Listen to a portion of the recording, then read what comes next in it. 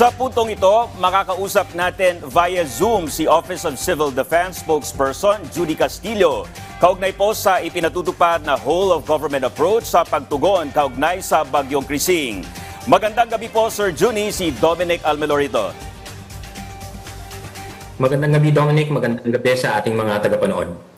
Sir Judy, ano na po yung latest sa paghahanda ng Office of Civil Defense para masiguro natin yung zero casualty sa pagtama ng Bagyong Krising sa Northern Luzon, partikular dyan sa Cagayan Valley, lalo't nariyan din yung epekto ng habagat, Sir Judy? Base na po rin po sa direktiba ng ating Pangulong Bongbong Marcos na pangalagaan ng kapakanan ng ating mga kababayan. Agad po nagsagawa na ng pre-disaster risk assessment at scenario building ang NDRRMC. Pati na rin po yung ating mga regional DRRMC and local DRRMC, particular na po dito sa mga nabanggit ninyong mga rehiyon, upang matukoy po ang posibleng nitong Krising at saka nitong nga pong hinihila na habagat. Kasunod po nito, isinagawa na rin yung maagang paghahanda gaya po ng mga pagpupulong ng mga regional councils, ang prepositioning din po ng mga relief goods natin, pag-alerto po sa mga LGU at pagpapabot po ng mga babala sa ating publiko, sa ating mga kababayan. Sa katunayan po, nakataas ang red alert status sa ating NDRRM Operations Center upang kumbaga tuluyang ma-activate po itong ating mga response clusters at makaantabay po ang ating mga response capacities para po matiyak ang mabilis na koordinasyon at pagtugon. Sir Judy, doon po sa isinagawa ninyong Pre-Disaster Risk Assessment o PDRA para sa Bagyong Krising, ano po yung mga worst case scenarios na pinaghahandaan po ng iba't ibang response agencies, Sir Judy? Ang Bagyong Krising po kasi, kagaya ng banggit ko, ay hinihila po at pinalalakas ang habagat. Kaya ang pinagsamang hangin ng bagyo na may pabugso-bugsong hangin, kadalang ulan, bukod po sa habagat, ang binabantayan natin dahil malawak nga po ang kaulapang dala nito. At halos buong bansa nga po mula Luzon, Visayas, and some parts of Mindanao ay nakaranas ng mga pag-ulan kaya maaari itong magdulot ng mga pagbaha at ng mga landslides. Ito po ang worst scenario na ating tinitingnan.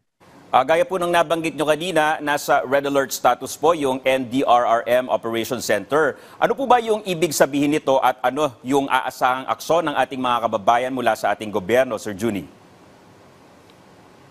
Opo, ang ibig po sabihin nitong ating red alert status ng ating NDRRM Operations Center, pati na rin dun sa ating mga regional and local DRRM Operations Center. Ibig pong sabihin nito nakaantabay po ang ating ang pwersa po ng ating pamahalaan para po nga sa kapakanan kababayan at saka sa whole of government approach na ating isinusulong. So makakaasa po ang ating mga kababayan na nakahanda pong rumisponde ang mga government agencies natin mula sa national, sa regional hanggang sa local government units po.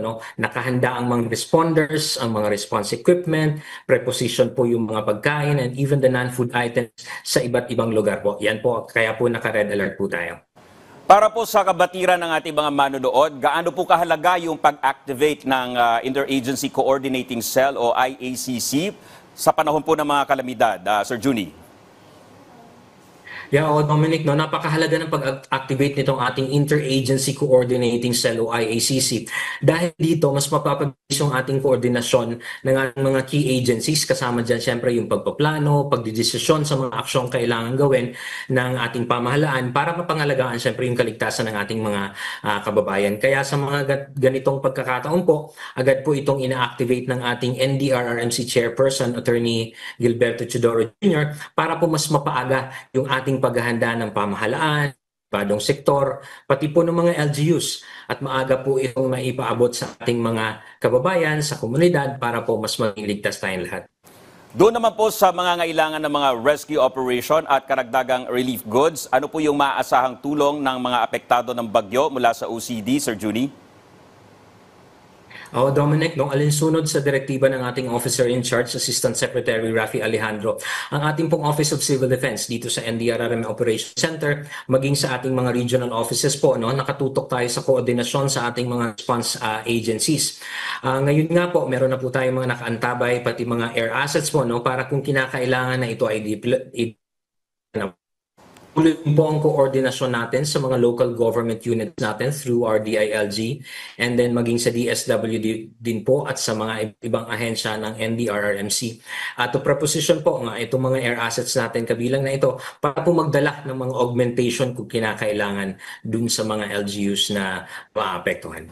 Panghuli na lang po, babala at paalala natin sa ating mga kababayan lalo na't magdudulot pa rin ng pagbaha at landslide ang habagat sa bansa. Sir Juni. Opo, no, lahat po ng klase ng pag-iingat ay dapat po nating gawin sa mga ganitong panahon.